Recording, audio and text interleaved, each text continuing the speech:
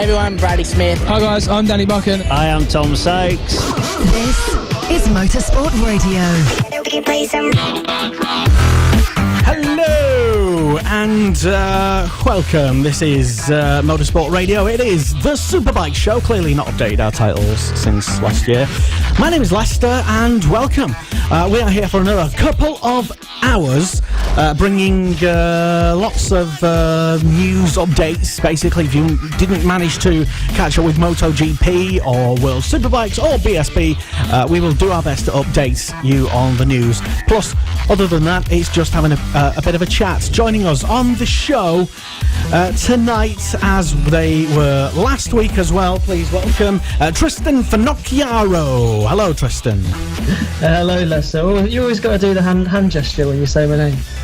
You started it. All right, sure. But hello and welcome back to the second Superbike show that you're presenting. How do you feel? I'm happy to be here. We've got loads of exciting content coming up. Yay, we definitely have content and all that. And Jay King also here. Half a face, Jay King. We'll get him aligned in that box one day, don't worry. Jay King back again from old Norfolk, and he's found a good internet signal. Whereabouts are you from, Jay? I hate to say it because it's a horrible place, but I'm in a village called Belton just outside Great Yarmouth, but we won't mention the Great Yarmouth bit because you've already slagged it off. Area. Fair enough. He always makes a point to say that he's right next to Ella Park kart track. Yes. So, one of the best go-kart tracks in the country.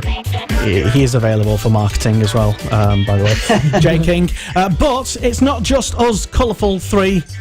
Hey.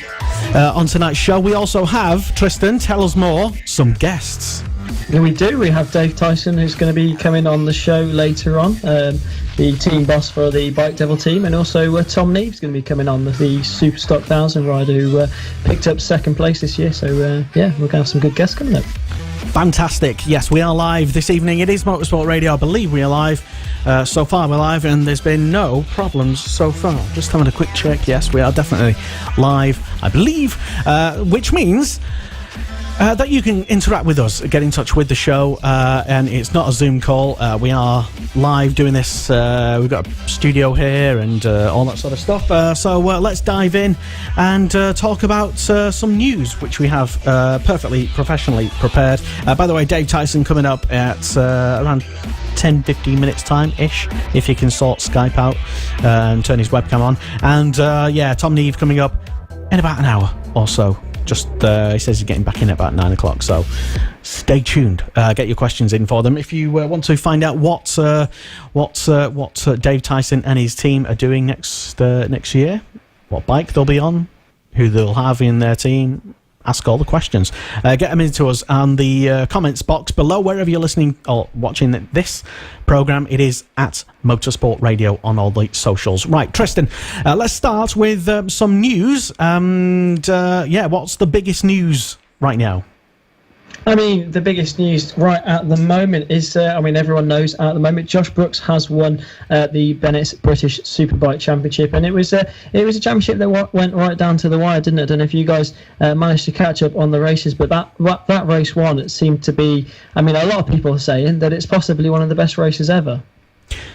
I did see the comments, yes, and I did watch the race. Well, I watched all but the first 4 laps of the race for those who were like me trying to catch up on Eurosport Player in the Saturday evening.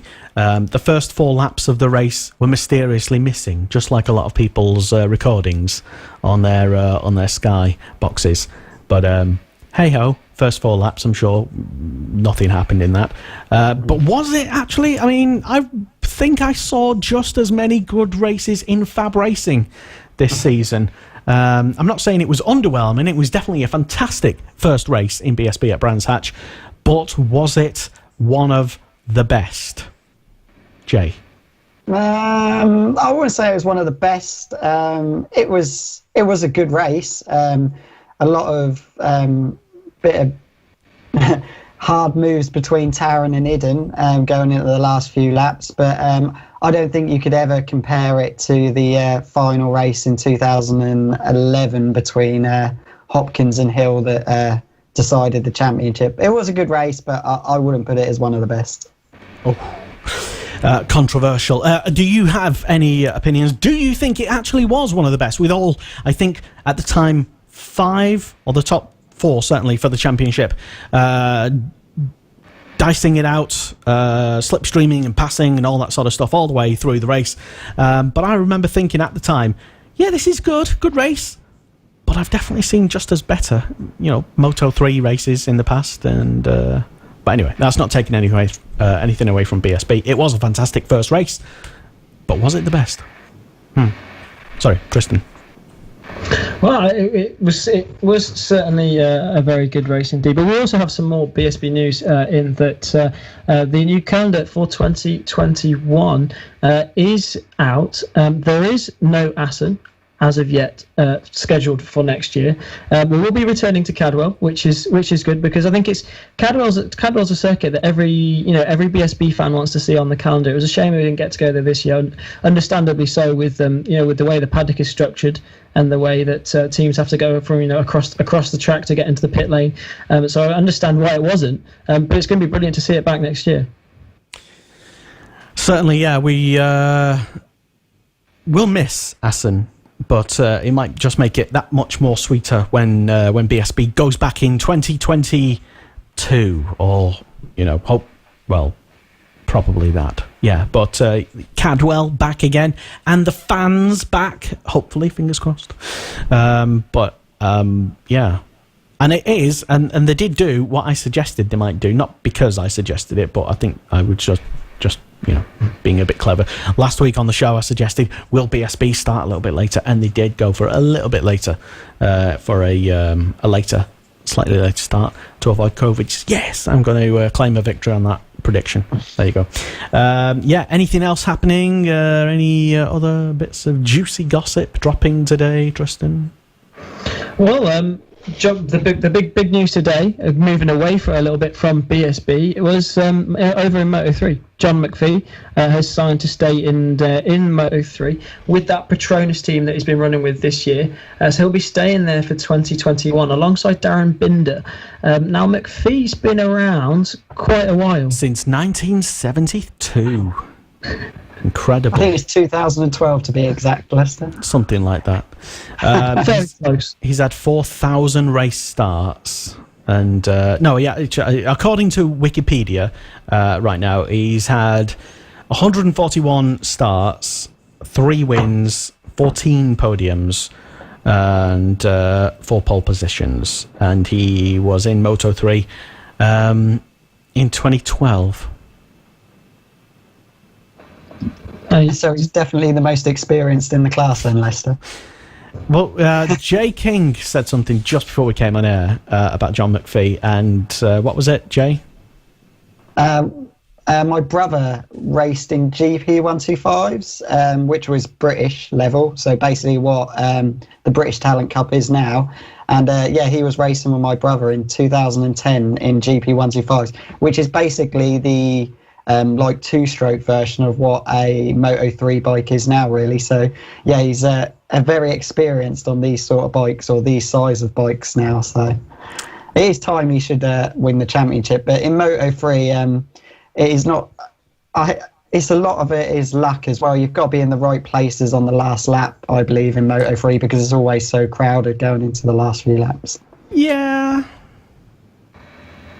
No, you don't agree with that, Lester? Well, obviously, yeah, you do. I mean, it's you can't win a race on the first few laps. You can only lose all championships. I believe you need a bit of luck, but I believe, especially in the Super Sport 300 championships and the Moto 3 championships, you need a bit more just to be in the right place at the right time.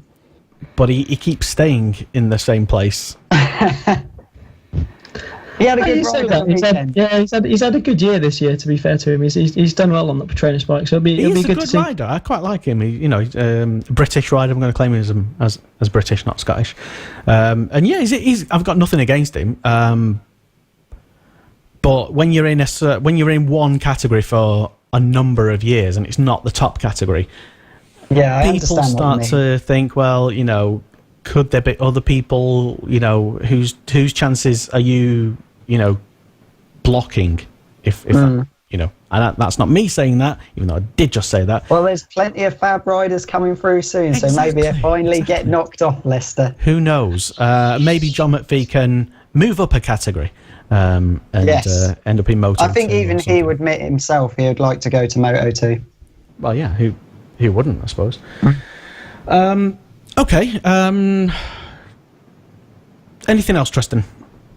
Well, if we have a look back to Brands again. Obviously, Brooks did win the championship, and he picked up 2 wins on that Sunday, which was, I mean, the way I saw it he was sort of stamping his authority on the rest of the field, wasn't he? He was, he said that he wanted to win the championship with a victory, and he went out and did it. He led both races on the Sunday from start to finish. Of course, O'Halloran won the first one on the Saturday, and like he said he wanted to win it with a victory, and he went out and did it, and much to the dismay of Jay.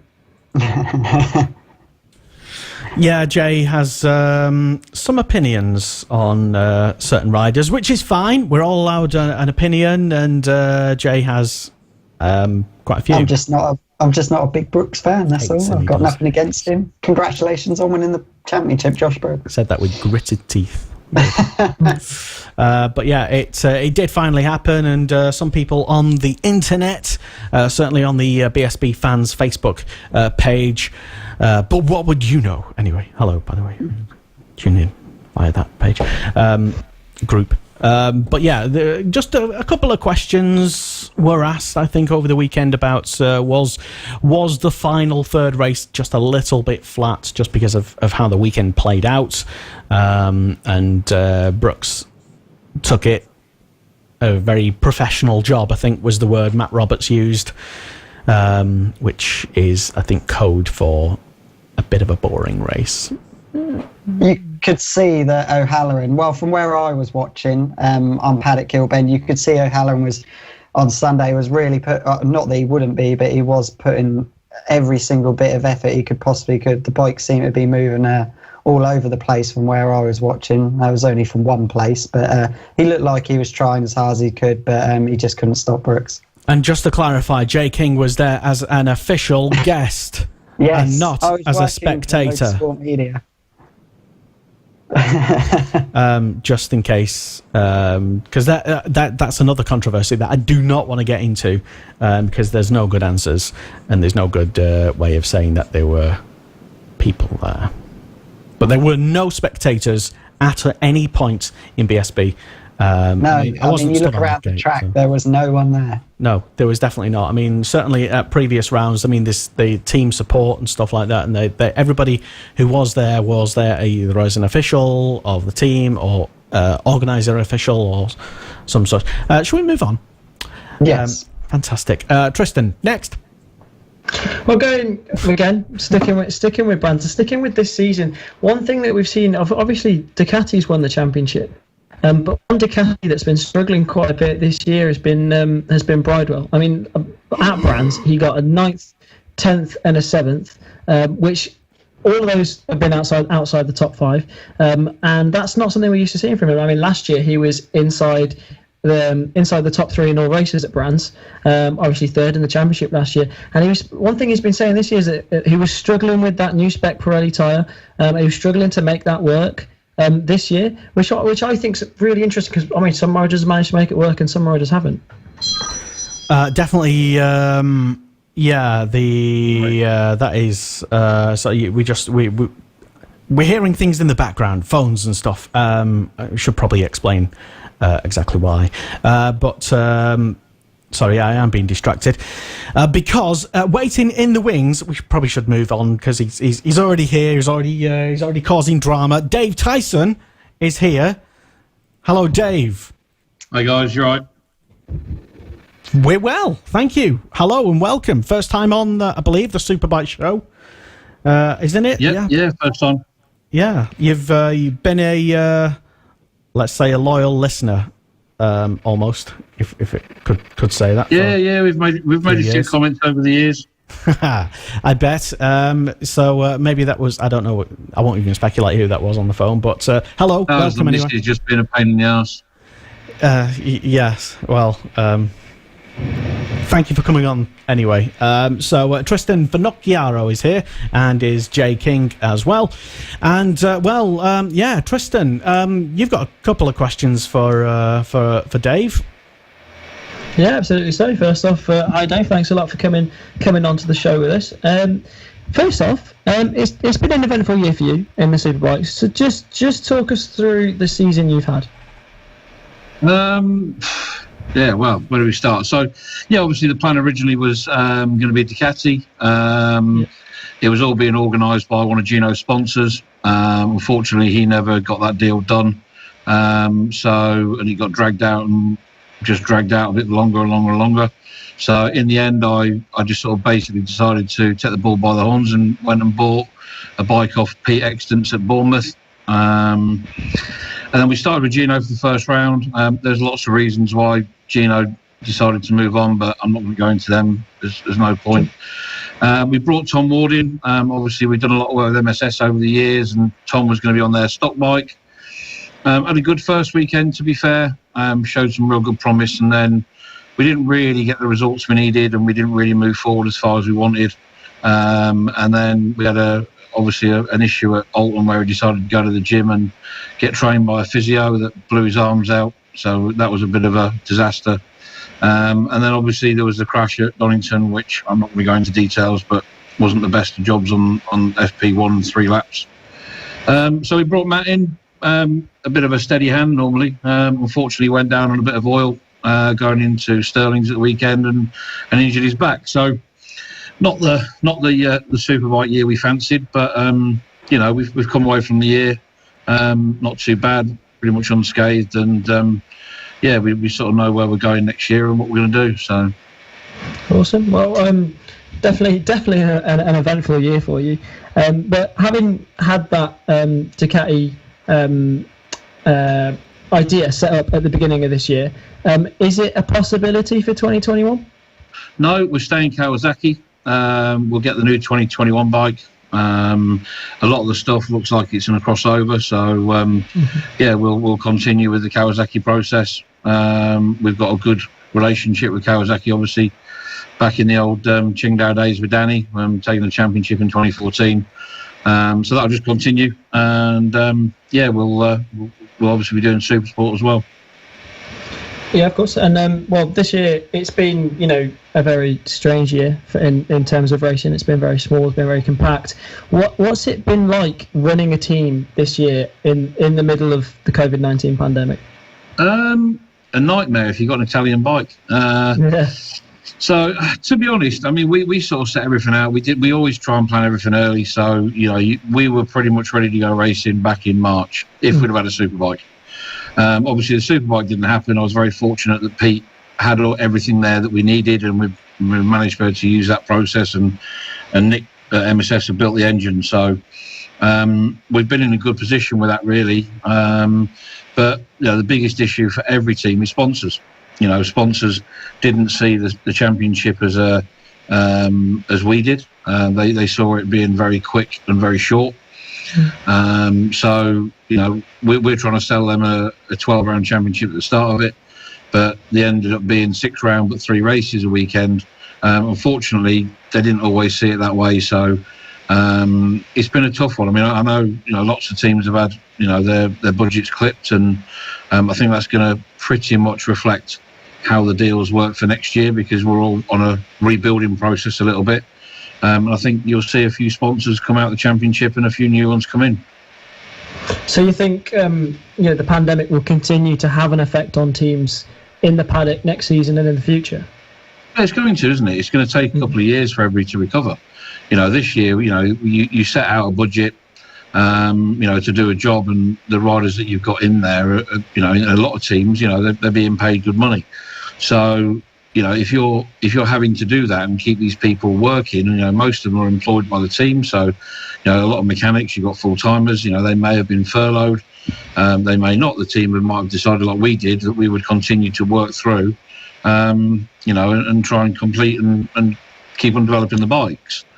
But the budgets from companies for marketing and advertising and everything that we rely on is going to be massively affected for the next 2 or 3 years. So I think anybody in their right mind is going to be looking at it going, this is going to be an effect for the next 2 or 3 years, and that's going to reflect on riders' wages, bonuses, packages that are available and everything else. So I think you'll see this will take a little while to recover, and I think the same is going to be for the championship. Look, they've had to do a year with no spectators. All we can hope is instead of 40,000 at Cadwell next year, we get 60. Instead of 50,000 at the last round, we get 75. Yeah. The how Stuart makes that championship work, and how he supports the teams within it, it needs people coming through the gates. Yeah, no, absolutely. And from a team's perspective, looking at sponsors for next year, because obviously it's going to be a lot harder to approach companies in the current climate. What's a sort of a team's strategy going towards sponsors for next year? Is it going to be trying to contact sponsors that you already have, or is it going to be more trying to find companies that have done well through the pandemic? I think it's a bit of both, to be honest. I think you have to look at what companies have done well through the pandemic, what companies also need to advertise and market. If you look at things like Just Eat and Deliveroo and all those guys, obviously their business model was previously delivering a kebab or a pizza from a local pizza place. Well, suddenly they've got Beefeater, Brewers Fayre, Harvester, McDonald's, KFC and all those guys now that are using them for delivery. So those type of companies are going to have a bigger marketing budget to go at and do something with. You've just got to look at it and look at what companies are going to need to advertise to continue to build their own business. And that's the way we go around it. I think that's the way a lot of people do. I think that's how it hasn't really changed. You've just probably got to put a better package together now. Yeah, no, absolutely. And going back onto the racing itself, one thing we were talking about just before you came on air was the new Pirelli tyre that's been run this year. How has, because it's affected a lot of teams in different ways. How did you guys get on with it? To be honest, it never really caused us an issue because we had no other data. We had all the Haslam data and bits like that over the years from Pete and whatever, but with the riders, it didn't make a great deal of difference because we didn't have data or they hadn't ridden that bike with those tyres on previously. So for us, it wasn't a massive issue. And also, PJ, who's our crew chief, has used that tyre in World Superbike. So, for him to have that tyre and that knowledge of that tyre early on, things like where tyre pressure changes and bits like that, we had that in hand. But we didn't know any different. So, it's very unlike, some of the teams that have complained about the tyre change, that they've got data from last year. It's been very difficult for them, and it's something they've had to work very hard to try and resolve. And moving over to your Supersport team, because obviously, you run Superbike and Supersport. Running the MVs in Supersport, what's it like to be the only team running that bike? Well, we've done it for 6 years, so we're pretty much used to it. The bike's developed over the past few years and been pretty good.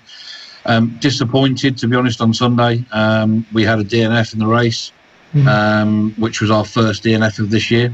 It's our first technical failure on that bike this year with Rob. We had a few issues with Jamie's, but that's been resolved. But Rob's bike was good. It failed because we had a battery fail on it. Disappointing, but finished 9th in the championship. His first ever year here. I think he did a good job. The MV's a mega bike. It has come to the end for me. I'm not continuing with it next year. We're moving on to pastures new.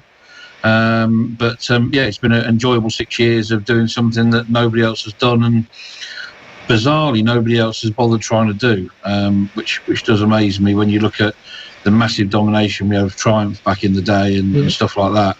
I was quite shocked that nobody wanted to actually do more with the MV in the paddock. And I will come back to future and prod you a little bit on that a little bit later. But from an organisation perspective, what's what's involved in running a team with, because obviously if you're running something like a Kawasaki or a Yamaha, it's in terms of parts and stuff like that, it's quite a bit easier to source. What's it like running the team with MVs? To be honest, MV are pretty good with parts. We buy everything through Reparto Course, so I will just email Andrea the parts list that we need. And 2 days later we'll get an invoice, we'll get it paid, and the parts turn up a couple of days after that. They are pretty good. I think there's a myth that they don't have spares. I don't know, that was a thing probably back in 15 and 16, which was right. We carry a lot of stock. And we've had a customer's bike turn up today, a road bike that's got an engine issue, and it's a full engine rebuild. And I've got all the parts to do that in stock. Over the years we've built up stock and we've had good control of it. But yeah, it's a little bit different. It's going to be a lot easier with Kawasaki, definitely, just to be able to order it over the phone or email them, and it turns up probably the next day. So what the original decision to run the MVs, what prompted that decision? It was 2014. We'd won the championship with Danny. I went to Kawasaki and asked for some support for the following year and was told no. And me being a pig ignorant arsehole, really, just sort of went, well, sod you. I'll go and do something that nobody else does. And at the time we were running an MV dealership. We got a package from MV, and that was the start of the process. In 2015 we should have had Hutchie at the TT. We were offered and promised a lot from MV, which didn't happen. But probably my biggest regret in motorsport is that I didn't get that bike, the bike I have today. I didn't have that bike in 15 for Hutchie. But the only saving grace to it, he did actually put it in his book. But yeah, it was a good commercial decision at the time and a very competitive bike. And Jack Kennedy showed in 2017, that bike's competitive. And the race times and the lap times that we did in 17 against Farmer and Perrin and all those guys would have won every race this year.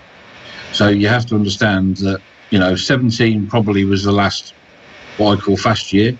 And the boys, there's a few sort of times they've gone laps faster, but race distance times, 17 was pretty much one of the fastest years over the past few years. And I think if we'd have had Jack on the bike in 18 and 19, we'd have probably done what he did on the Yamaha. So yeah, it's been enjoyable. We started with Ben Godfrey, bless him, in 2014. So Ben did the last 2 or 3 rounds on a 600 that we built in Superstock. And he loved the bike. Every year he'd contact me and see if there was a job for him to have a go again. But unfortunately we never got to do that again. Well, it's been brilliant to see another manufacturer in the class as well. It's been brilliant to watch. But moving on, we hear news that you have new bikes on the way. You've mentioned it. What can you tell us about that? Kawasaki's. Let's be pretty much basically blunt their ear. They turned up yesterday. So yeah, we've got 2 636s. We'll be running 2 636s in the championship. Fortunately for me, there's no hybrid bikes available next year, from what I understand. Kawasaki have asked for that to stop. So you're not going to get a part of a 600 and a part of a 636 and this mishmangled mess that's been going on. It'll be either, if you want a 600, you run a 600. If you want a 636, you run a 636. We've made a commercial decision with Kawasaki to run the 636, because that's their current bike. And we'll run that with 2 riders in the next season. So obviously running the MV for so long and now switching over to Kawasaki, what is, from your perspective, what is now the process that you've got to do to be able to make that switch? Sell all the MV stuff. That's the first job. To be fair, we sold one bike. It went to a collector in Belgium. We've got the other bike to sell on, and we've got a lot of spares to get rid of. But to be honest, we started on the project with the Kawasaki about 6-8 weeks ago. I've already got 10 or 15 boxes of stuff for the first build. So our first build is to get the bike and chassis and everything where we want it to be. and all the parts in the right place and get everything how we want it. The next job is then to get the engine to be started to get built and look at spec of engines, and also get the bike to Angus so we can get the Motec done on it. So we've got a lot of time to get this right. We've done everything very early. I've got some boxes of stuff in the storeroom of things that have turned up already. We've ordered some more bits today, so we will have a very different looking Kawasaki to what you're used to seeing on the grid. I think it's going to be very competitive. I think we can take it to the Yamahas. I said to Ross Burridge at Kawasaki, I'm going out to win the championship. I'm not going to try and do it differently. We've learned a lot with the MV because we've had to build everything ourselves, and we're just going to use that exact same process to go and win a championship with the Kawasaki. Yeah. Well, we've seen obviously over in Stock 600, the Kawasaki and the Yamaha seem fairly level, but over in Supersport it's been a bit more Yamaha dominated. Why do you think that is? A very, very good team. Apple Yards are an immense team. Let's not try and lie to each other. You've got a very, very good team. Apple Yards putting two very, very good bikes out with two very good riders. And then, Jamie Perrin, Bradley Peary, people like that, and, even Harry Truelove this year has done a fantastic job. Those guys have done, there's a lot of data around. It's not as if you're trying to set up a new bike. So all that information's there for them to do it. I think the Kawasaki being the hybrid that's been used for the past 2 years, I think that's stunted its growth. I think it's stunted why it hasn't developed in Supersport. So that's I think that's my view of it. So I think the reason they've used, the Yamaha's been very successful. It's had very good riders on it. Jack Kennedy for the last 2 years, for me, Jack is one of the best Supersport riders we have produced in the past 10 years. Him and Stapleford, I think are standout candidates for very good Supersport riders. So they keep on winning because they've got the best riders and the best teams doing it. Very similar to Superbike. Let's be honest. You look at PBM; they're the best riders on the best bike with the best team with the biggest budget. Supersport is no different. Yeah. And staying on that topic, then obviously now you've got the bikes, and that's all the preparation for that's in full swing. How far are you in terms of negotiations with riders? Well, we spoke to a few. We've had a few approaches. We've had riders from all over the place, to be fair. I mean, an Italian lad contacted me today, but we're somewhere close, but hopefully we'll get a bit of an answer in the next 2 weeks. Again, you haven't got a rush to do it at the minute. I think there's certainly Supersport and Superbike, there's certainly more good riders than there are good seats. Yeah. So I think there's going to be a bit of an overlap. Everybody will start rumour mongering. Let's be honest. Christ, there was the one the other day about Wilf hasn't taken Bridewell because he spoke to a few other people. When he drinks, he speaks to anybody. But it's one of them. We're talking to a few people. We'll get the best man for the job. And we'll have a crack at it. That's perfect. We'll be really excited to see how that one pans out, and it's been brilliant to talk to you, and thanks a lot for coming on. No worries. Yeah, thank you very much, Dave, and Tristan a little bit shy to what he means is he's looking for a ride for next year. Just putting it out there. That's what he actually means. But Lester's my manager now. God, don't say that. He'll be wanting 10% of everything, won't he?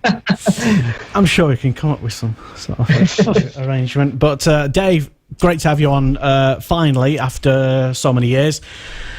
Yeah. That's all right. I've told people to send in the abuse. It's fine. It's not a problem. Well, I'm sure you get that anyway. As do I. I know Kiko is watching as well from his home in Mansfield. He should be quarantining. I should just say hello. If you live in Mansfield, you should be quarantined anyway. Exactly. Yes. So fair. Come on. But thank you anyway for coming on, and Yeah, let's get you back on for the. I'm like doing all this Italian gesturing now just because Tristan's on. It's contagious. So let's get you back on for some more juicy gossip. I don't know, stuff. Well, I haven't even been asked about any, so it's been quite good. Well, I mean, I could ask you, but I'm not sure like how much to believe of stuff that all the banter between you and Steve that goes on. So I don't know how much of it to believe half the time. I don't know. So, well, how much of it's come true over the years? I don't know, to be honest. There's been so much stuff. There's a challenge for you then, isn't it? I mean, it's kind of like what I do and just sort of like say things and then make tons of predictions. And if one of them turns out to be true, you're like, yeah, I predicted that. So. Yeah, I think if you look at the paddock this year, I think, let's be fair, there's going to be a lot of seats people moving. Let's not, let's get it realistic. There's a lot of people going to be in different motorbikes this year, or for next year. So I think there is going to be a mass mix-up of the paddock. I mean, we've spoken to a few people, and they're certainly the teams they're talking to, and they want to get away from where they are, or they just want something new and fresh. Yeah. And there's some new bikes coming. BMW have got another bike coming out. As they always say, the BMW is going to be the best one next year. They've been saying it since 2009. New Kawasaki coming out. Hopefully, it'll have the bits to take it to the Ducati. The Ducati staying where it is. Suzuki now stopped bringing the GSX 1000 into the UK. So where does that leave that team? Because there's actually no commercial value to the job anyway. So I think you've got to be realistic and look at it and start lots of rumours, because there's going to be loads of people moving. And I think there's a lot of young lads, like people like Brad Jones and Rory Skinner, that either want to be in World Supersport or going to want to be on a superbike. You've got people like Danny Kent going to want to be on a superbike this year, obviously Chrissy Rouse. So there's going to be a lot of people moving about, and a lot of people moving backwards maybe, or sideways or whatever. And maybe even a few big names missing out completely because they tried to wait for a good deal and one wasn't available, and therefore they might have to be forced to sit out, possibly. Or they're going to have to take a seat they don't want. Yeah, maybe. Yeah. Because generally they won't sit out; they'll just not take one that they really fancied. Unless you've done a good earnings like Dovey or Chaz or whatever like that. Let's be honest, BSB. If you're good enough to get paid, you should get a seat. That's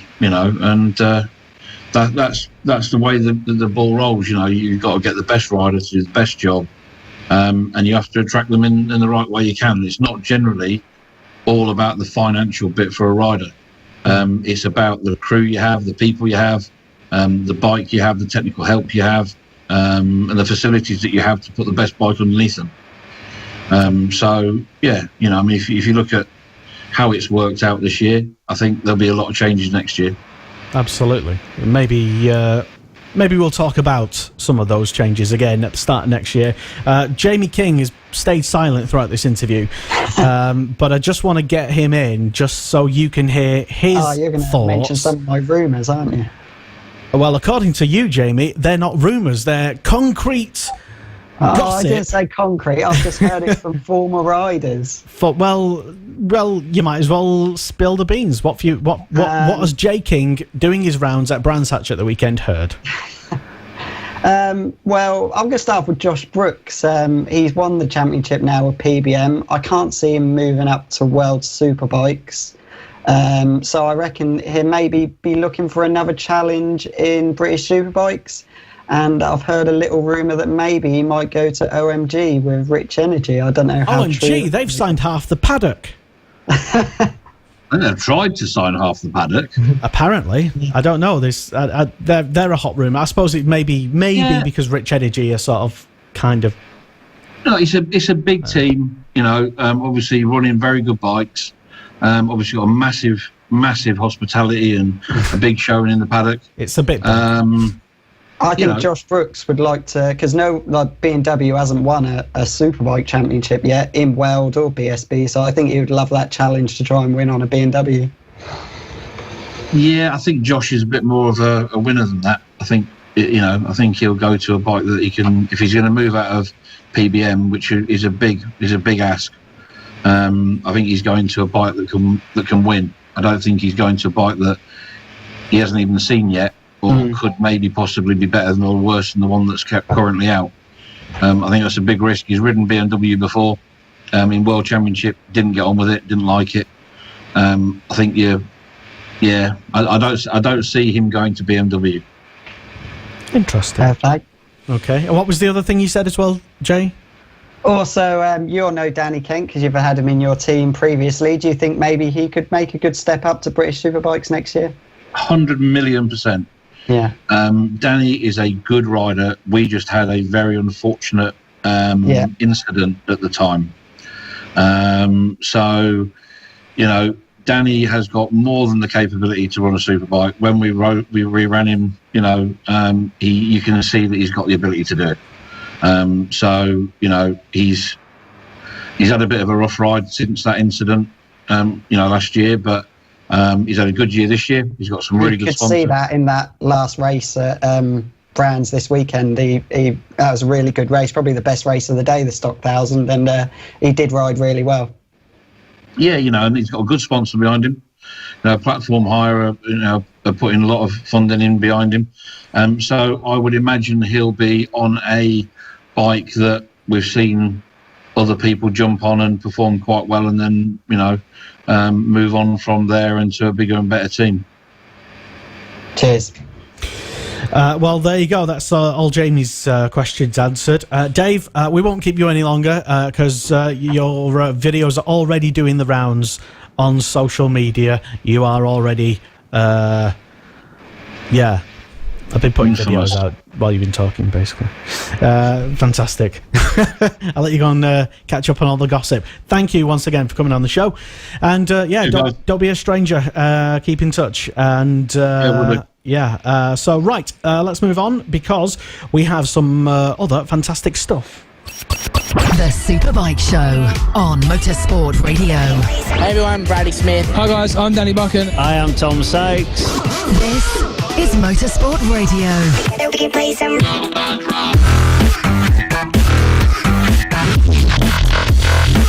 Absolutely, yes. Thank you very much, Dave. And thanks for also didn't actually manage to get in a question which I just saw.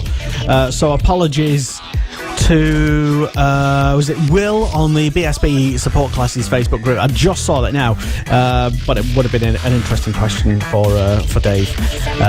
Sorry, Will, didn't check your message in time, but we are definitely live. This is definitely the Superbike Show. It is Motorsport Radio, and Tristan Finocchiaro, I should stop doing that in case the internet complains, is still here with us, as is Jay King. And Jay, interesting theories. That you're completely wrong on everything, but there you go. Only time. I was right about the Danny Kent one. Only time will tell, I suppose. But there you go. Still to come in the show, Tristan, we have what? We have plenty still to come. We've got Tom Neave, who's going to be coming on later. So obviously riding a Stock 1000 this year on a Honda, and he's done really well and picked up second place in that. Almost had the championship, but of course that went to Chris Rouse. And we've got a little bit of a roundup on the BSB supports as well. Definitely. That's coming up next. Just want to say a big thank you and a big hello to people tuning in online right now, listening live. If you're not listening live, then maybe you should be. There's no excuse for not even knowing that we were live, because we did kind of spring it upon everybody last week. We just thought, hey, let's not make too much of a fanfare, let's just go live, because it's Tristan's first time doing a live show, apart from most of the season. Anyway, big hello to Kim Hollings tuned in, Neil Banham, also to Helen Fry as well, Doreen Long, and to Jane Smith, and to David, can't pronounce your last name, but hello anyway. And to other people tuned in, and some guy called Kiko as well. He may or may not have had a beer. He said, "What's Lester from GTA 5 doing on?" Did he used to work here? I don't know. We got rid of him. He's now working on something called World Superbikes or something. I don't know. And apparently he's on ITV4 voicing highlights in an over-the-top fashion, but whatever. Yeah, fine. Clearly, he's watching this show rather than the one that he's actually on ITV4. Anyway, this is Motorsport Radio. Right, let's talk about some other stuff, shall we? BSB supports. Tristan, what's the big news? Oh, if we start with the biggest support, the Supersport, obviously Rory won that championship. That was wrapped up. I think. I mean, we could all see that coming from a long way ago. And we've already spoken about that. But within the Supersport Championship, you've got the GP2s, which essentially the Moto2 category over at BSB, and that one went right down to the wire with Mason Law and Jack Scott. Mason Law took the win in that one by a very narrow margin. Law won it. Law won the first GP2 race by almost nothing on the line, clipped him on the line, and which brought the gap in the championship down. And then Jack Scott went and crashed out in the second race, which gave Mason Law the championship. And GP2 category, I don't know about you guys, but it's always been something that's been really interesting to me, because it's a class within a class, but it always gives an extra exciting element into a Supersport race. So you're going to be looking to race in GP2 then? I can't give anything away, I'm afraid, Lester. So that's a confirmed yes for Tristan. But yeah, no, it's definitely interesting, like you said, to develop that thought one bit further. The class will probably grow next season, I'm told, by people in the know who know who have the finger on the pulse of who's buying what and what trends are looking good. Mostly, I think in part, well, not mostly, but maybe in part because it's a more affordable option than other things, and given that we're all expecting that 2021 is going to be we're all going to be a bit more skint than we have been this year, hence why GP2 might be a bit more affordable for all involved. Who knows? Yeah, I was actually speaking to Stuart Higgs about it earlier in the year. Name dropping. Of course. And he was saying that the numbers in GP2 have been growing year on year, and it's getting to the point where it's actually overtaking the Supersport class. So it's going to be interesting to see how that develops, and like you say, cheaper option.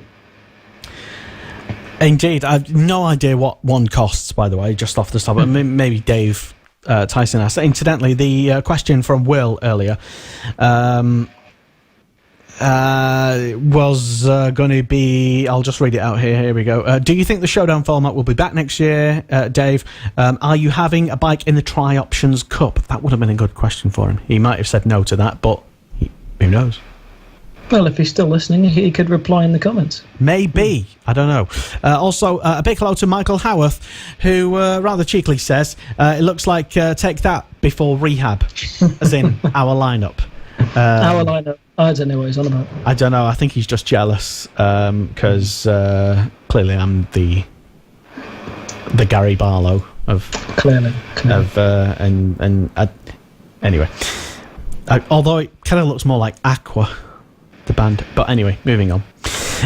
So staying in the BSB supports, and where was we up to now? Before I got GP2, there we go. And other stuff, Tristan? Other stuff, Superstock 1000 as well.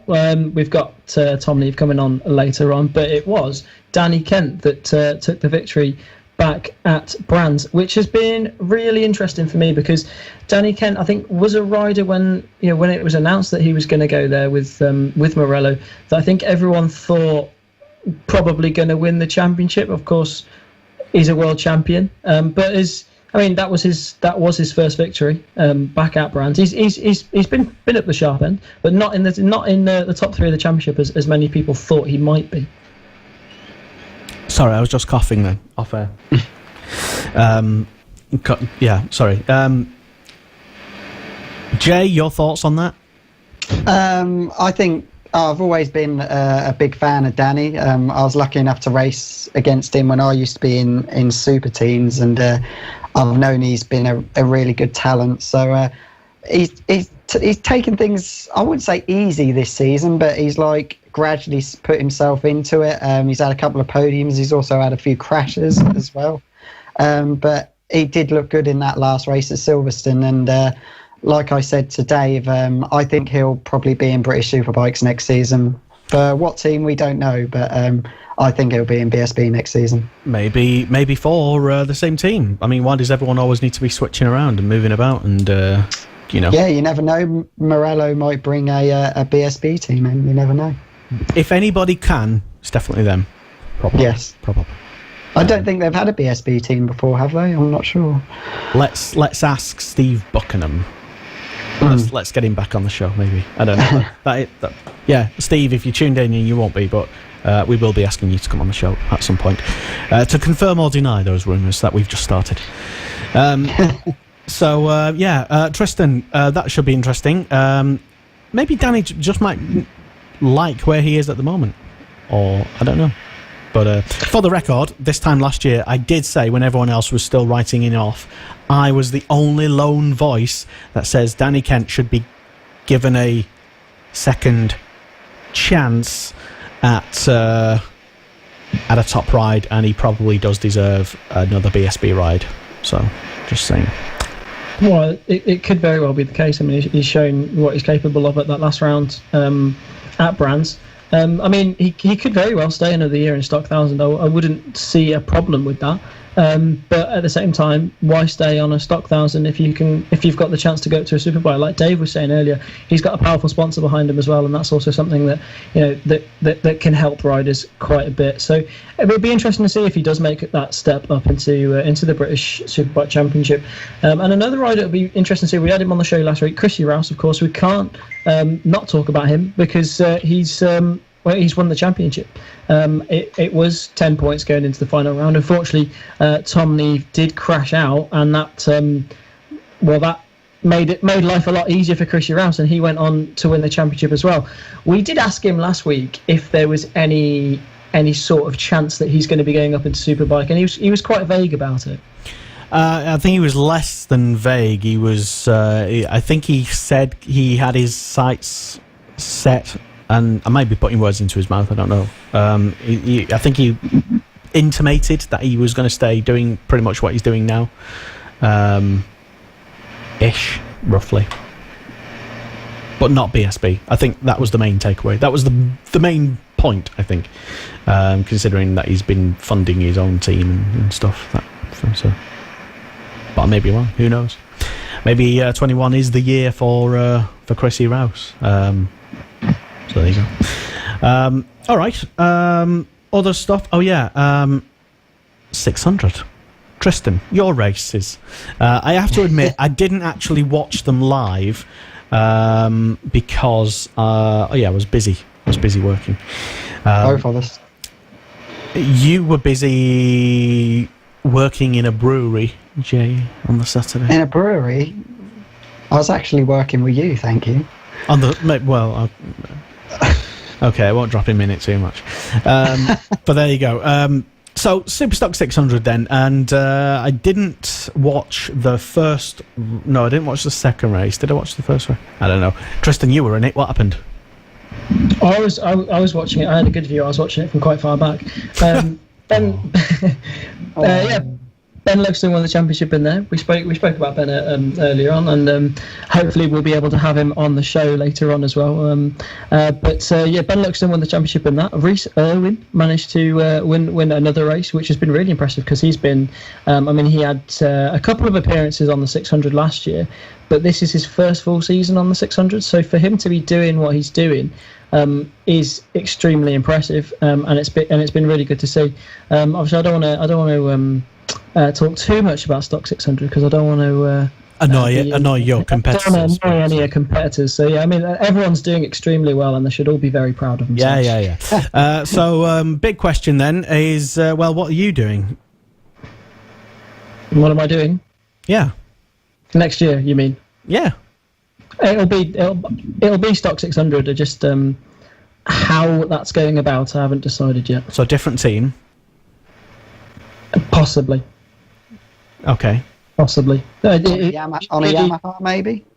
I wouldn't mind. I do like the Yamaha. I like the look of the Yamaha, and I think Yamaha might be a bit of an easier bike for me to ride personally. I think it would suit me a bit better, but It's a tricky one. I'm being vague because that's literally as much as I know. Sorry, we don't want to put him under too much pressure because obviously. He's just the same as all the rest. Yeah, I mean, good luck to you if you can get whatever, basically. Especially. Honestly, though, I've never gone into an off-season not with being so unprepared. This is probably I don't really know what's happening next year, but we'll find out soon. You and everybody else, who the hell knows what's going to happen? We've got a calendar, but I mean, is it even going to be the same calendar come May? We'll just have to roll with it, find out, and and go with it basically. But talking about from your personal point of view now that the season is over, then Tristan, less about the others who you were racing with, your personal thoughts on how you did this season and your performances, etc. Well, this year's, for me, it's just been all about learning, moving up from the 300 to the 600. It's just been about getting the experience, getting the first race in, getting the first wet race in, getting the first race at a track like Alton Park on a 600 in. It was just about seat time, about learning, about getting all that done. I feel like I've made a lot of progression with my riding. The only thing is, everyone else did as well. So it was like the positions have stayed the same, but I feel like I'm riding better. But it's what I expected. I expected to be sort of top 15, top 20, learning, getting through it, and that's what it's been. And hopefully, next year we can start pushing on a little bit more and use that learning to start climbing up the order a bit more and get into that top 10. Well, how disruptive is it for a young rider like yourself? Just remind me how old you are. How old are you, Tristan? 21. 22 later in the week. Oh, happy birthday. Thank you. So, did you come into the paddock last year, presumably, with a 5-year plan or a 3-year plan, or was it just take it year by year? And if you did do that, are you still on that plan generally? No, not at all. Okay. Every time I've tried to plan something, it's gone completely a different direction. So I don't bother planning anymore. Originally the idea was, after a season at World 300s, the idea was to go back to UK for a year, get some results, build some sponsorship up, and go back out to World Supersport 300 again. But after another year on a 300, I didn't really want to be on a 300 anymore, if I'm completely honest. So I went up, decided, also didn't have the funding to go over back to Worlds. It's an expensive game, so we stuck around in the UK, and I'm happy for it because this is a new challenge for me. This is something, it's a different route, and I'm enjoying it more than I think I would have if I tried to go back to World Supersport 300 and try all that again. Interesting. I have no idea how much a 300 ride costs at world level or European level. Can you give us any sort of rough estimates on numbers? 65,000 euros is what we paid to be in that team. Well, I say we paid, it comes from sponsors and family, but yeah, that's the kind of numbers you're looking at, and it's only getting more expensive to get out there as well. I'm pretty sure my teammate went to go back into that team, and they are pretty sure they asked him for 90,000 euros to go back, but I'm not sure how accurate that is. Blimey. I've got a quick question now then. Back to John McPhee, really, and Tom Booth Amos. Obviously, them two have kind of stayed in the lower classes at world level, like in the 300s and the Moto 3. Which do you think's better? Would you say staying in the world scene on the smaller classes or trying to build up in the classes at British? Which do you think's maybe the better route to go? It's a very interesting question because the way it sits, it's when you go out to World Championship, it's completely different, and it's a very different style of racing. It's a different style of doing everything, and it's almost like you don't want to leave it because it's a nice place to be. So is BSB. Don't get me wrong. They're just different in their own ways. And I think when you're in BSB, because now being in BSB, you don't really want to go back to World. And when you're in World, you don't really want to go back to BSB. You sort of get comfortable where you are. But if you can stick around in World Championships, it's it's a brilliant thing to do because you're out there with the best in the world. It's completely different out there, and you're learning a great deal. But at the same time, I'm almost giving an impossible answer here because there's benefits of there's benefits of being over in both, and I can't answer it because I honestly don't know. Because I actually haven't decided, because I've done both now, and I've enjoyed them both. Well, given the option, let's just say that a wealthy benefactor, not me, came forward and gave you the budget for let's just say, I don't know, 90,000, and a ride was available in the World Superbike paddock somewhere doing whatever, or maybe you could get yourself a really, really good ride, maybe even in like 1,000 or Supersport, or maybe even BSB for that sort of money. I don't know.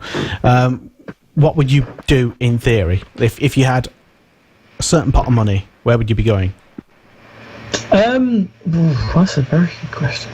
That's what I asked it. Where I currently am, I would stay where I am. Oh, really? Because, okay. No, I need. Well, I'm not at a stage in my riding where I can move. Well, I guess I could, but it wouldn't be a good idea to move up to somewhere like Stock 1000 or. Now I've committed to being in Superstock 600, and we're putting all my effort into that. It would be a waste to go and do something else because the whole idea behind this year is to build, to try and come back stronger and build up in that class and eventually get results.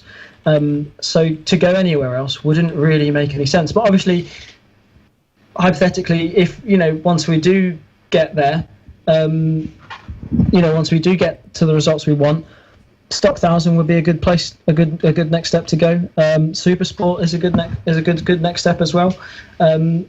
I think Stock 1000 because Supersports you need a very big budget for. You need a big budget for both. But should have asked Dave while he was on how much stuff costs. I missed my opportunity there, but there's plenty of options you can go, but I do think for me personally that would be the next step. Interesting. Okay, it's always worth just how to word this, asking people like yourself, Tristan, to just learn, I suppose, because I have no idea. I don't do these big money deals and stuff for anything like that, but other people do, and that's great. This is the Superbike Show. It is Motorsport Radio. Hello and welcome. I'm perfecting my Italian. Hashtag it's contagious. Tristan taught me that.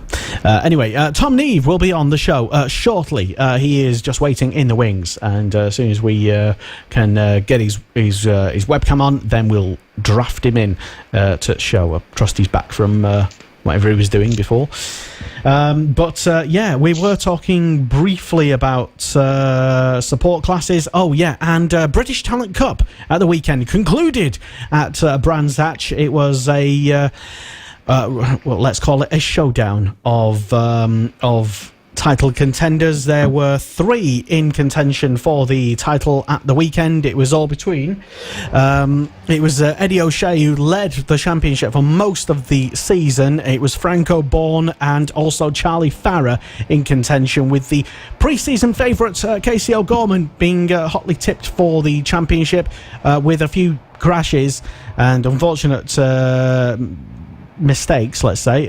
He ruled himself out of contention. Action from race 1 at Brands Hatch, Casey O'Gorman and his 2020 arch nemesis Harvey Claridge, and I predicted at the time that things would go awry between the two, because they did at Donington and they did again in race number 1, which led Franco Bourne to build up an amazing, unheard of 25-second lead. But it was Eddie O'Shea and Corey Tinker and Evan Belford who were fighting further down the pack, providing most of the entertainment. But wow, who wins a race nowadays in BSB by 25 seconds? Well, Franco Bourne did, going into the second race on the Sunday. It was all between, still, the top 3, Eddie O'Shea, Franco Bourne and Charlie Farrer. And it was just a matter of, basically, who finished ahead of whom within a few different results. Early casualty goes Eddie O'Shea, taken out by Bailey Stewart Campbell in the Talent Cup, which left a fascinating battle between Casey O'Gorman and Franco Bourne. And remember, this was for the championship. So much like BSB, and it was even 4 wide at one point, going down into some parts of the turn. I don't know what the turns are called, by the way. But then, big incident, Casey O'Gorman, boop, and taking out Charlie Farrer. That effectively ended the championship. And to the benefit of Franco Bourne, the number 17 rider, who won the championship brilliantly by less than a 25-second margin. Also, Corey Tinker and Evan Belford putting on a fantastic show again. And Franco Bourne, worthy winner. And at times it looked like he really might struggle to take the championship with other favourites waiting in the wings, more so. But Talent Cup at Brands Hatch. Did you see it? Did you? Was you? Well, maybe you were there. I don't know. Or maybe you were a guest. Well, they shouldn't have been there, Lester. They shouldn't have been there. You shouldn't have been there, Jamie. By rights, but there were a few official guests at Brands Hatch, not spectators. But definitely Franco Bourne, fantastic, and it was Charlie Farrer taken to the medical room for checks. I believe he is mostly okay. Last time I saw him, he had his arm in a sling. Maybe something to do with what do you call it, collarbone or something? I don't know. But he's. He'll heal, put it that way. Terrible shame for him to have his championship prospects decided in such a way, but that is racing. And also Eddie O'Shea, who I'm going to try and find the actual clip here, because afterwards, I mean, it was such a disastrous race through, and I felt especially bad because about an hour before, we were doing all these sort of end of season kind of wrap-ups, like how's the season gone for you sort of thing, and Talent Cup is a fantastic championship to be in and all that sort of stuff. And Eddie O'Shea was like, yeah, I really loved it this year. Maybe I can still win the championship. I've not crashed yet. And then he did. Well, he didn't crash, he was taken out. To be fair, the crash wasn't his fault. So. Yeah, but still, a DNF is a DNF. And, at the end of the race, after we'd done the podium interviews and stuff, he came to us and said, would you like to interview me as well? And I said, well, yeah, of course. I mean, if you feel up to it. And then, this is what he said. I'd like to congratulate, obviously, Franco on the championship win. He deserved it. It was mega at the start of the season. He unfortunately had the crash at Snetterton, which maybe set him back a bit. But obviously, he's come back strong. He's had a great weekend, untouchable all weekend, so he deserves it. But yeah, obviously, it's not the way I wanted to end the year by a crash. But no, yeah, I'd like to congratulate everyone for the season, and thank you. This was the first race I crashed in this season, because obviously no one likes a crash, but the crash I don't believe was my fault. I got hit. It might have been a racing incident. I'm not too sure. I haven't seen the crash, so I can't really put a word in it. But yeah, it's not the way I wanted to end the season, but it is what it is. Wow, for especially a young rider of Eddie O'Shea's age, 13, I think. Very professional interview. Yeah, to still approach the media after that. To be honest, it was a complete shock, because after you'd just been taken out of your championship final, where you could have won the championship, to then brave the cameras and have to put on a good face. That shows just what an amazing professional he probably is going to be, Eddie O'Shea. The people who look at they obviously look at the rider talent, but they will see that, and that will put him in high steads for maybe going on the next step up. Who knows?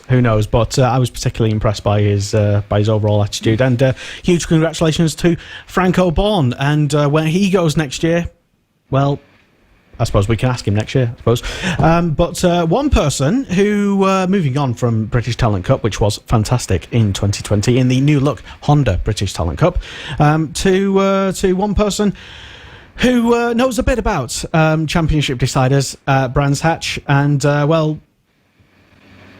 Tristan, it's only fair, maybe I'm going to let you introduce the next guest. I'm going to back out of this one. Sure, yeah, absolutely. Yeah, no. Welcoming onto the show is Tom Neave, who we've managed to snatch onto the show this week. We had Chrissy last week, and we've got Tom now. It's nice to have you here, Tom. Alan, how you doing?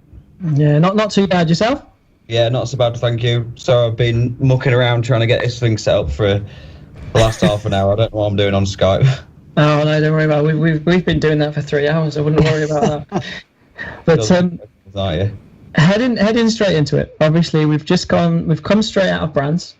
Brands, I think it's safe to say, didn't quite go as planned for you. No, not at all, really. It was one of them. We went in on the back foot. I didn't really feel any pressure at all. We was guaranteed second place in the championship. So, yeah, it was a position I'd never been in before as well. I didn't know what to expect, but I know one thing, I did want it really badly, and I was prepared to chuck everything at it, and that's exactly what I did. And it didn't pay off this time. We qualified badly, and that's where the weekend started to go wrong. Mm-hmm. But yeah, looking back, there's no regrets really. It was it's been a great season all in all. And for those who don't know, Tom did have a crash on the first lap. What? Just explain to us what happened. So, well, yeah, I qualified down in 13th. It was a drying line. We all went out on wets, and by the end of the qualifying session, it was just a dry line appearing, and we all came in for a tyre change, and we played it safe and kept the wet front, put a dry rear in, and basically all the top 10 guys had put full dries in, and by them last 2 minutes, it was I just didn't have the pace to go with them. So, yeah, qualified down in 13th, and then I just knew I had to make some passes up quick sticks on that first lap, because if Chrissy and them boys got away, I wouldn't have any chance of fighting for the championship. So I was just a bit too eager really. I was actually up to 9th into Druids into turn 2, and it was actually my brother who sat me up a little bit. Actually, I clipped his. He didn't sit me up, but I ended up hitting his back wheel. It was a big, quite a bit of a. Yeah, a bit of a clash, and anyway, I ended up going wide and trying to cut back underneath him and just asked for too much throttle. I was flustered, and it absolutely launched me. Is there a lot of sibling rivalry that goes on the grid? There is, definitely, but it's all healthy. It's all healthy. Yeah. I've had a lifetime of that. I think if you're not a twin, you probably won't quite understand what it's like. But for two brothers who race together, work together, currently still live together, it's tense at times, but it's all good. So, ever been any moments, any fallings out? Oh yeah, definitely. Yeah, really? Going back a few years when we first started, we was all out for each other, and it was for ourselves or other, and it was any way of getting the upper hand, it would be done. But now, as we've got older and a bit more mature, things are starting to slow down a bit. So it's a lot healthier now than it used to be. Put it that way. Going back to this year, reflecting back on the season now, despite what happened at Brands, how do you feel about it? Yeah, I mean, from where I was last year to this year, in any year really, it's been hands down the best season I've ever had in terms of consistency, crashes, everything. I've just really took a step forward from where I was, and I was given an amazing opportunity with Honda. And last year, it was a learning year. It was the first year that I'd ever been in a proper team, and I was a bit like a rabbit in the headlights really. I didn't know where to look. I didn't know quite how to manage myself, I guess. But I took a lot in that year. I learned a hell of a lot, and this year I just sort of applied everything I'd learned where I was weak, worked on over the winter, and just come in flying really. And we got off to a cracking start and carried that form all the way through until we had a bad round at Alton Park, where in my eyes I sort of gifted the championship to Chrissy. But other than that, we had 4 wins, 2 other podiums, a lap record, and in a short season it was just everything was going really, really well. So yeah, it's been a great year. So would you say it was Alton Park for you that decided the championship?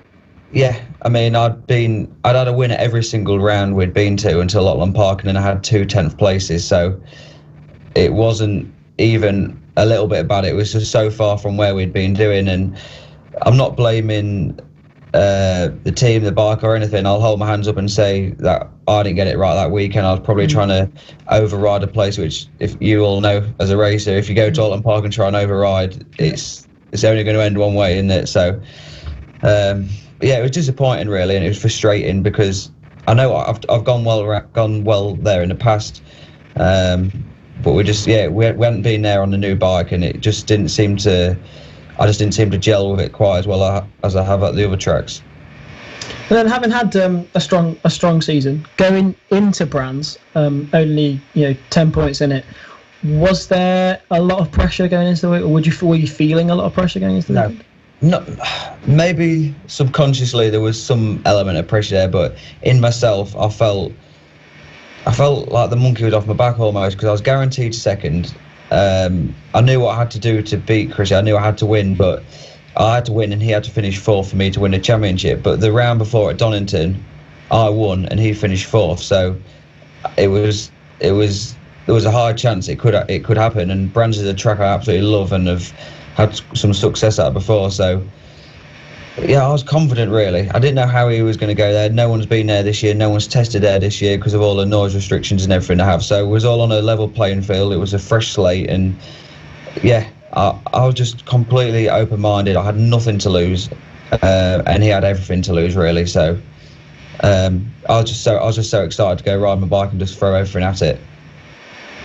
Oh, that's the perfect attitude to have as well, of course, because if you're not enjoying it, you're not going well. Did you? I mean, going into this year, obviously the new Honda came out. Did you expect to be on that bike and be at the sharp end? Yeah, well, I was given that an amazing opportunity at Honda last year, but we was on the old bike, and it was still a great bike, but it was lacking in a few areas and didn't quite have the pace of some of the other bikes. So with all the hype of this new bike, more power, more this, more that, I mean, you don't keep getting rides with Honda if you're not performing. So for me, off the back of the year I had on the old bike, there was only one option for me, and that was to do a good job or I was out the door. But yeah, no, I'd like to think I've stepped up to mark, and I'd like to think I've earned my seat there now, and it paid off. So what was it like moving from the old bike to the new bike from season to season? Well, we went testing. First time I rode the bike was it was late March, because I actually crashed at the second to last round on the second to last round of the last season on the old bike, and I broke my foot quite badly. So I had about 4 or 5 months off riding anything. Up till we went to Spain. I'd done some shoulder surgery and everything. I was in a bit of a state, really, so I had quite a bit of work done. Went out to Spain, did 3 days out there, and then was off the bike for another 5 months going into the season. But yeah, so in over a period of 8 or 9 months, I hardly did any riding. But I knew from the little bit that we had done in Spain that it was a massive step forward from the previous bike. But again, there were 2 new tracks I'd never been to in Spain on this bike. So riding out in Spain compared to a cold, wet Donington Park, nothing compares, does it? So I didn't really know what it was going to be like. But yeah, from that first UK test we did, I thought I'm in with a shot here. What would you say then the main differences between the old bike and the new one? It's a completely different bike in every single way. I don't think one part that will transfer over. But the standout features for me, obviously, we've got a lot more power. The chassis just feels so strong and stable on the brakes, in the corners. And one area that really shone out to me was, well, it's just on one corner really out of the whole series this year, was at Donington Park, going onto the back straight, coming out of Coppice on the side of the tyre. I just seemed to be able to carry a tighter line, get on the throttle earlier and drive and still have more grip than anyone else. And I just thought, right, blooming out, this bike is awesome, and I could just reel them in.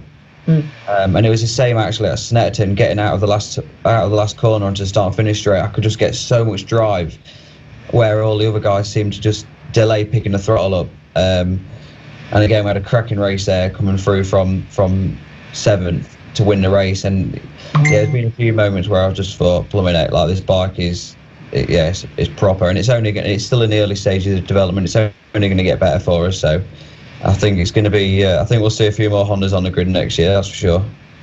Yeah, that'll be interesting to see. Did you have to change your style much moving from one to the other? I don't think I have at all, to be fair. No. I'm quite a old school kind of style. I'm not all elbows down. It's something I'd like to work on myself, is developing that style. But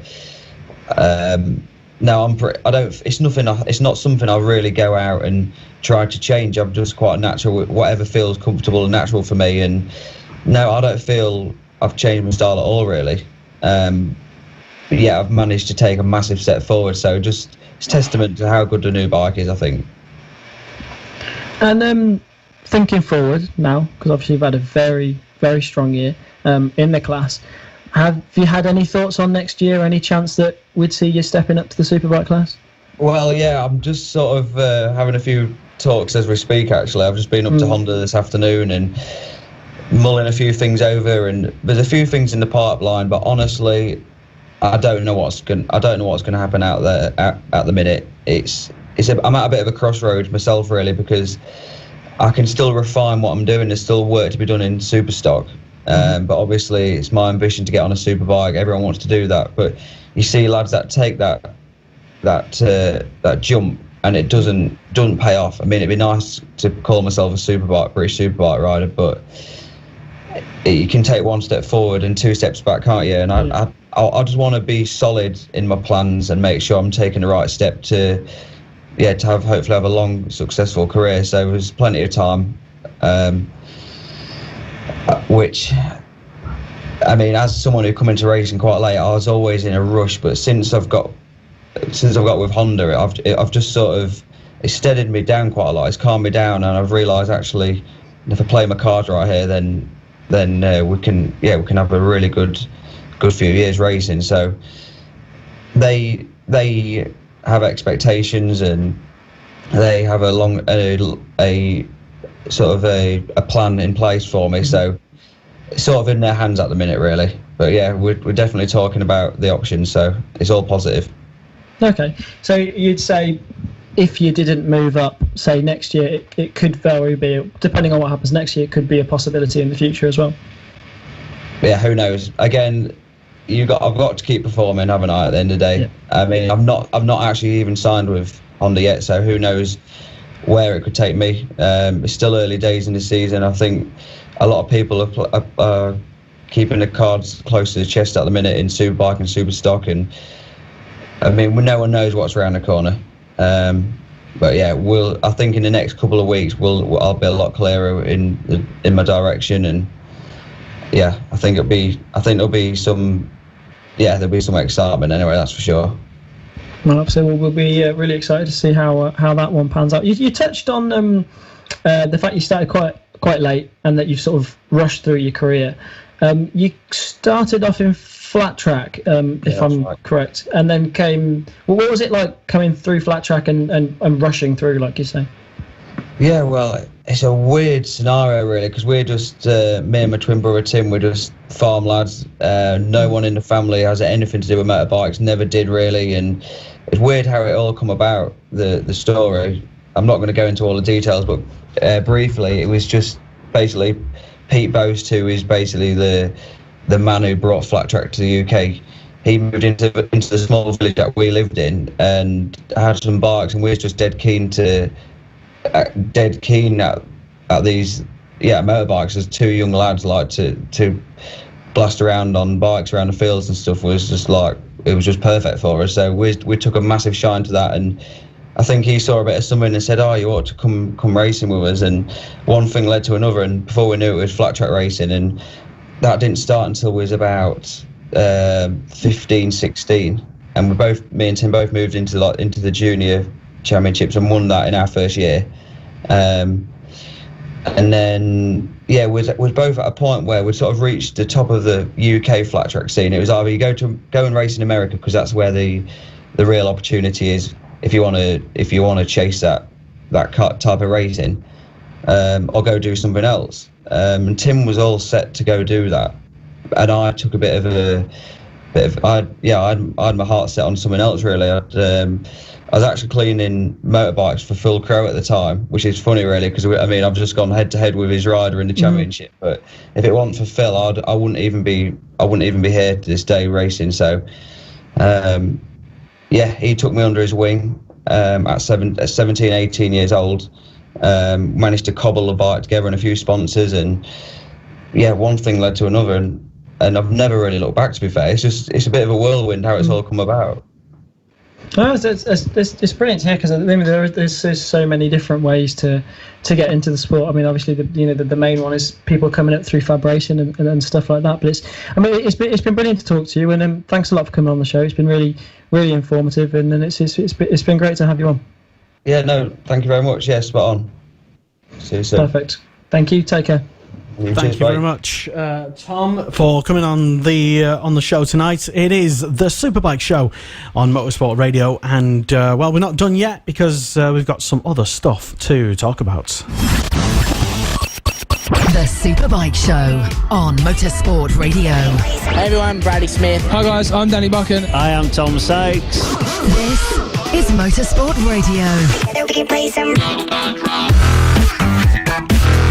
Yes. And big congratulations to Danny Buchan as well, who at the weekend, I think on Thursday, just the eve of the Brands Hatch finale, had a new addition to his little family. It was announced on Facebook, and congratulations to Danny and the new extended family as well. So just like to say that, put that out there. It is the Superbike Show. It is Motorsport Radio. We are live still. I know, right? But that was interesting. Tom Neave. Thank you for coming on, by the way, Tom. And we had Chrissy Rouse on last weekend, and it's good, Tristan, to hear both sides of a championship argument. From I suppose we had Chrissy on just before the weekend, but I got the sense going into Brands Hatch that it was I'm trying to be polite, I don't know, it was Chrissy was kind of the favourite. I'm a neutral, I didn't have any favourites in that particular battle, but maybe because there was a lot more from Chrissy Rouse on my timeline on Facebook and Twitter, because he's that type of chap, versus Tom, who could be a bit, I don't know. Do you know what I'm trying to say, Jay? I'm not trying to nobody's like shocked that Chrissy went on and won it. Well, obviously he had a 10-point lead going into the championship, so there obviously he had a bit of a buffer, and he had it given to him really in the end by him throwing it down the road on the second corner. But I'm sure Chrissy would have had a good plan in place if he had stayed on a bit longer. Obviously, he would have just had to keep him in his sights. Because he could afford to have a bike in between or so, because he did have that 10-point gap. And it was rather revealing of him, Tristan, to I didn't expect him to open up as much and say his certainly things that he'd failed on and that sort of things. Obviously, a bit reflexive, having not won a championship in the days after. It is only Tuesday, and it only happened on at the weekend. So interesting. Yeah, well, at the end of the day, if I was in his shoes looking back at a season like he had, obviously he will have wanted to be champion, but at the same time he's had an extremely strong season on that bike, a bike that was brand new at the beginning of the year and came into the class, and obviously he'd been in the class before, but he came in with the bike and put a really good show on. And everyone makes mistakes, and Chrissy Rouse has been around a while, and he's a very good rider as well. So sometimes you do get beaten, and you need to you know when you are beaten. But he put a really good year out together, and Stock 1000 is an extremely tough class. I hear that. Yes, I believe it is. But who knows? He did actually reveal something, that he is in talks with Honda. Did we already know that? I don't think I didn't. Anyway, I think it would be to be presumed, wouldn't it? He's just put together a really good season for Honda. you'd like to think that, for any rider, that there's going to be rewards there and possibly moving up to the Superbike. Obviously, he didn't say anything because probably at this point he doesn't know. But it's very possible that he could move up there. I mean, it wouldn't be an obscene thought, but neither would, like you said, what I found interesting was, a lot of riders like to move on quite quickly. They like to make that next step. They like to, go into the Superbike class. What I thought was really mature of him was that he admitted that he wouldn't mind another year in Stock Thou improving on a few things that he wants to improve on, and then when he does make that jump to Superbike, he'll be more prepared for it, which I thought was a really mature attitude. Much like what you said earlier, in that if you were given an opportunity, perhaps, to move up and do something different, would you do so? You said you would stick with 600. Yeah, well, I'm in a very different position to him anyway, because obviously him second in the championship and myself, I don't even know where I finished in the championship. That's how low it was. So it's a very different scenario. But yeah, like you say, I mean, I'm sticking around because I need to learn. But for him to say that after he nearly won the championship and he wants to stick around and learn a bit more, I find quite interesting. Yeah. Definitely, yeah, and it's interesting to hear from one half of a very competitive, as you asked him, I think, about regarding the sibling rivalry, which I did already know about somewhat, because I think Eurosport did a feature on them both a couple of years ago, and that's just stuck in my head. On their farm, I believe it was. Yeah, with Whittam, I think, went out there and did something, and that. Every time I think of Tom and Tim, even though I don't know too much about them, other than what they do in races and stuff, I always just think back to that feature on Eurosport, and that they're both rural people. Whatever that means, I don't know. But there you go, Tom Neave, and you can go back and listen to Tom Neave and Dave Tyson and their thoughts on various things, both very interesting in what they had to say in terms of what happened this year, both not having the best year of things, but 2021 is going to be probably a lot better for both of them. Go back and listen to it on our website, motorsport.radio, where you can also download an audio version of the show, maybe great for if you're on the commute or just stuck somewhere. I don't know. Check it out. It's downloadable from all good podcast providers. Anyway, should we talk about something else? World Superbikes. Oh, that was a thing. Yeah, we've not mentioned it yet. So when is Jonathan Rea going to pick up his BBC Sports Personality of the Year award? Because they never talk about bikes, do they? This is outrageous. No, that's always the outrage every year, isn't it? That outrageous. Yeah, I mean, 6-time world champion now. Not that no one predicted it, but 6-time world champion now, and you'd think he deserves something.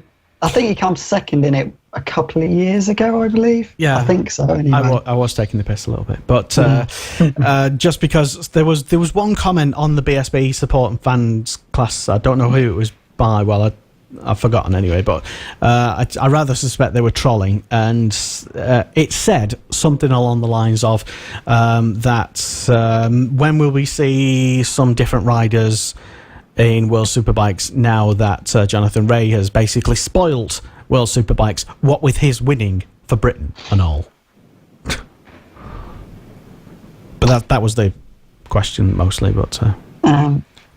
well, I mentioned it last week. I think maybe there should be some You named names, Jay. Yeah. Well, it's not so much, at the end of the day, Johnny Rea is not going to lose his ride at the moment, is he? Because he keeps winning. But I think there's some other riders now that it's time for them to maybe, it sounds horrible, but maybe time for them to get the boot and maybe some new people to come in. That does sound horrible, Jay. That's terrible. Yeah, it's just... they've been there a while now, and their results are not really improving. So yeah, just time for them to move on. I mentioned Chaz Davis last week, but he went and won the last race of the season. So well, you know why? Because he was tuned in, watching and listening to the show, and then he thought, "Sod that! I'm going to show Jay King what Chaz Davis can do." This is what Chaz. I think it would be very exciting to see Chaz back in. Well, I don't think he ever rode in BSB, but I think it'd be exciting to see Chaz in BSB next year. It's an option. I did hear that he was speaking to BSB teams, but I remember when he was asked what he was going to be doing in the future, his answer was quite cold. I think he said something along the lines of, "You should ask someone else." So I think his future's a bit uncertain at the moment. Maybe we should ask Dave Tyson. Just putting it out there, top, potentially still top rider, depending on whether you're Jay King or not. No, he is a top rider. Okay, he won the last World Superbike race, so he must be pretty good, mustn't he? I suppose, yeah, to do that. Jay often is very hot and cold, either extremely for or extremely against any rider in particular. Oh no, I don't mind Chaz. He's all right. He is. Yeah, but just get out of World Superbikes. Basically, I just think it's time for other people to have a chance. Maybe, who knows? But Chaz, if you are tuned in and you did that just to show Jay, then you're welcome to come on the show. By the way, maybe we should do that. I don't know, making a approach. There's more than others than Chaz Davis, though. I think it's time for them to move on. Who would? No, we'll get into all that later. But a big hello to people tuning in live online. Ryan Lilly, hello to you, and also Michael Howarth, I believe, might still be watching as well. Adrian Perrin, also Darren Edwards, and Aaron Mortimer. Hello, guys and folks. If you tuned in, listening live, or have downloaded the show afterwards, then howdy. Tristan, so talk us through the other big news in World Superbikes, other than Jay King is wrong. Well, earlier, obviously, the biggest news is that Johnny Ray's won the championship, but I didn't think. I think everyone was pretty sure of that one anyway. But Estoril test has just gone, so they obviously their last round was at Estoril, and then straight after that they've gone for a test there.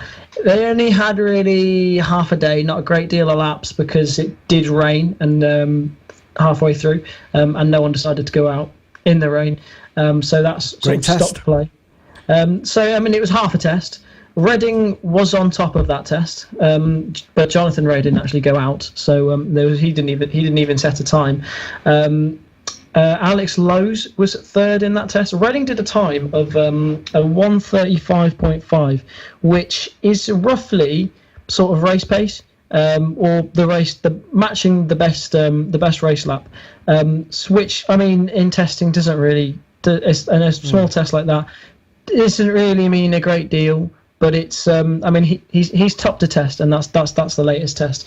A little bit off the Super Bowl time, but you wouldn't really be expecting him to get that done in a test. But Lowe's says that he needs to do better on the Kawasaki, which I mean, Jonathan Ray's winning the championship on that bike, so yeah, you'd think he needs to be at least fighting with him. But he says he doesn't know what's happening on Lexi. You've got to remember he's on a 1-year deal, and something he did say is that he needs to work hard to improve, and that he's already looking to 2021. So he says he doesn't know what's going on, but then at the same time he's testing with Kawasaki and saying that he wants to work hard, improve the bike himself, and he's looking forward to 2021. So reading between the lines, I would probably say that means that Alex Lowes is still sticking on a Kawasaki next year. Interesting. So, from a rider's point of view, when you come out with all this nonsense to the press, that translates into what exactly? As though I'm getting a bit desperate, I don't know what the hell's going on, and is that I think what that translates as? He doesn't know means he hasn't signed yet and it hasn't been announced yet, so he's not saying it. That's how I read it. But if he's working on a bike to improve for next year, you'd like to think that that's because he's going to be riding it next year. That would be the logical step. Fair enough. I think. Yeah, fair enough. And what about Locatelli? Well, we had obviously absolutely dominated World Supersport and is now been able to move up and has been gifted by Yamaha and is now on that factory Yamaha seat. And he did his first test on the Superbike, which, straight after being on the 600, just to jump straight on the Superbike. Obviously, only got half a day because, everyone only got half a day. I remember joining it. I was halfway through a lecture, actually, and I was watching. I joined the live time and just out of interest. And I noticed he was only about 2 seconds off of Redding. And if you think Redding was matching what sort of the best race lap was in the race, that's not bad at all, considering he's literally just jumped on it half a day. He's literally just jumped on the bike and he's only 2 seconds away from Redding, which I know. If you put him into a race weekend now, that wouldn't put him anywhere in a class like World Superbike. But jumping on a bike that he's never, he said in an interview that he's never been on a 1000cc bike before, so to jump straight onto it and be that close is really impressive. One thing I found quite interesting is he said that the feeling from the tyres themselves was similar, but obviously the main difference is power, which you would like to think moving from a 600 to 1000, the main difference is going to be power. But like Jay said, we need to be seeing new names coming up into the class and be given factory seats and be given these rides, and that could very well be one of them. He's definitely too quick for Supersport. Interesting. Okay. And you learned all that during a lecture. Very educational. Yes. What was it even about, the lecture? Who knows? Bikes. Well, he wouldn't know. He was watching that. Exactly. It was about World Superbike lifetime. Exactly. Yeah. Literally, what is the point of even attending the lecture? Well, whatever. But yeah, interesting. Okay. World Superbikes. There was no. Were there? I don't know. I didn't really. Because I was busy at Brands and I didn't watch too much of it. Were there any big shocks, any big surprises, any upsets from anybody in any classes? I'd say no, not really. You had both Johnny and Scott chucking it down the road in qualifying, yes, which was, not expected from either of them, considering, Johnny he had the championship in the bag, but, Scott still had a chance, although extremely, extremely slim chance, and they both sort of just chucked it at the fence. Wasn't really as much of a blow to Johnny because he could just get back on. I think he started 15th and he still came through and found his way up the front within like 5 laps anyway. It didn't really make much of a difference to him. But for them to both be chucking it at the fence at the early stages of qualifying was not something you see. Well, there you go. Any opinions on that? Let us know if you think maybe I don't know what you think about Scott Redding. Has his personality calmed down a little bit post BSB victory? Now he certainly came in straight at the top, fighting for the championship, as many expected he would do. But do you think maybe he's had his wings clipped a little bit in not being able to keep pace and perform toe to toe with Ray? He wanted to win, which there's no point being there if you don't want to win. But he really wanted to win, and you could see that in his emotions. You could see after that crash at Aragon when he came in, and there was the clip of him in absolute tears in the pit box. But I would say moving from BSB up into World Super, obviously he's an ex-GP rider, but he's had an extremely good season considering he's just gone into that class. It's not. What he did at BSB was extremely impressive.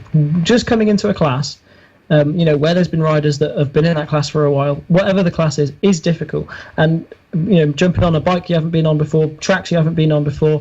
And, obviously he's done a lot of the World Superbike tracks because a lot of them are the same as GP. But there's some he hasn't. And he's going to have to have learned that bike as well and how the championship works. You saw it Phillip Island at the beginning of the year. He came in after and said, okay, now I've got more of an idea of what to expect from a World Superbike race because he'd just done 3 at Phillip Island. But even then he was already on the podium. Even then, whilst he said he was learning, he already picked up 3 podiums, I believe it was, at Phillip Island. So what he's done is extremely impressive from in my opinion. And I think I mean, having following him on social media, he still seems quite boisterous. I think he's had to calm it down a bit in World Superbikes. I think in BSB he got a bit more. He got to let loose a little bit and do what he wants. But I think maybe have to keep a few more sponsors happy in World Superbikes. Yeah, I mean, mostly I see him sort of out cycling with sort of Brad Jones now and his mates and stuff. So, yeah, but whatever. Doesn't make me at all self-conscious about my... Anyway. Fantastic stuff. This is the Superbike Show every week for a bit of bike therapy and nothing else. We have spoken to, if you just joined us, we've already spoken to Tom Neave and Dave Tyson as well, which you can go back and listen to and download audio versions of this show. And one more point regarding World Superbikes. Tristan, I don't think we've mentioned it. I don't know, I've already zoned out kind of a little bit. BMWs. Yeah, BMW. Well, we first saw at the Estoril test, going back to the test, we saw the Michael van der Mark, moving over to BMW, and he tested quite a lot of stuff. It's almost like a new BMW. BMW were testing a new engine in that test, half a test again, but still a test. They're testing a new engine, a new gearbox, carbon wheels, which they weren't running before, and a new aerodynamic package that's come from the M1000RR. And I don't know, I mean, if you've seen any pictures of it, it's basically a BMW with big sort of MotoGP style wings on it, which, I mean, we've seen the Ducati now put wings on it, Honda. But so to see this now coming into World Superbike is a really interesting development. And obviously now, like Dave was saying earlier on, the new BMW coming in, could we see BMW doing better in the future? If you like it, then you should have put a wing on it. Just saying. Anyway, Jay, your thoughts quickly on BMWs, if you have any, in World Superbikes? Sorry to put you on the spot. No. They always say, "Oh, we've got a new bike coming out this year," and I think a bit like what Dave said, it's just never quite done it, the BMW. It always seems to be a really good stock bike. It's won quite a few stock championships, but it's still yet to win a Superbike championship in BSB or World Superbike. So maybe this will be the one that will take them to their first World Championship. Maybe. Probably not. Well, maybe. Who knows? There we go. Just been having a quick scan of new comments. Either my Facebook's not updating. Oh, there's been no new comments. But either way, it's all good. Can you believe, guys, we've talked almost 2 hours about bikes and stuff. Yes. And we didn't even mention MotoGP. I mean, there's been so much going on in BSB, the world's premier domestic bike series, of course, and we've had Dave Tyson on to talk about the world according to Dave Tyson, and also Tom Neave as well to give us a rather open and frank view on his season and weekend at Brands Hatch. Thank you very much, both guys, for doing that. We will. Shall we do something? Basically, Tristan. Jay, have we got time for any other pressing matters before we go? I think we just have to talk about Sam Lowes quickly, getting his second race win on the bounce in Moto2. He had a pretty perfect weekend, really, because two of his championship rivals, I think it was Marini and, I forgot the other bloke's name. Anyway, they both crashed, so he's now only 2 points off the championship lead behind Bastianini now, who I think finished third. So a pretty good weekend for Sam. And I'm confident, or I'm pretty sure he might win the championship now, because we've got one race left at Aragon, 2 at Valencia, and then the last one at Portimao. And Sam will have a bit of an advantage because he will be one of the few riders in the Moto2 class who will know Portimao already from his Supersport days. Is that how you're pronouncing that? Portimao? Portimao, something like that, whatever it is. I've always called it Portimao. I've always just said Portugal. Yeah. So yeah, I'm feeling quite confident Sam could go on and win the Moto2 Championship now. You know what? I will join you in some of that confidence. Because obviously he's full of confidence now, getting 2 wins on the trot. So Tristan, I tell you, if you're a rider with confidence, then if you can keep that ball rolling, riding's just a lot easier. Won't you, Tristan? No, absolutely. No, absolutely. No, I completely agree. Yeah. He agrees, concurs. Excellent. I agree. Fantastic. So thank you very much for tuning in on another Superbike show and on this curtailed 2020 season. We didn't get much into talking about the new BSB calendar for 2021. I suppose we will next week. We will, all being well, providing that we're not locked down or shut down or taken offline, be back next Wednesday at 8 p.m. The reason we're doing this on a Tuesday tonight is because, I'm busy with some speedway up at Berwick tomorrow. Things. Not on. Bikes and stuff. More bikes. Bikes.